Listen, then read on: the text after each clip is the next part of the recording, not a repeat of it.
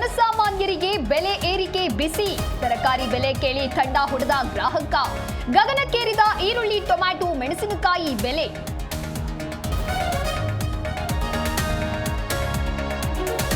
ಹೊಸ ವರ್ಷಕ್ಕೆ ದೇವಾಲಯಗಳಲ್ಲಿ ವಿಶೇಷ ಪೂಜೆ. ಕುಟುಂಬ ಸಮೇತರಾಗಿ ದೇಗುಲಕ್ಕೆ ಹೋಗಿ ಪ್ರಾರ್ಥನೆ. ಬೆಂಗಳೂರಿನ ದೊಡ್ಡ Ganapati temple full rush.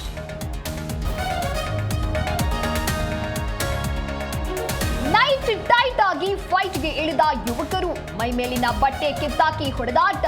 Hubballi Gokula ರಸ್ತೆ ಹೋಟೆಲ್ನಲ್ಲಿ ಬಡಿದಾಟ.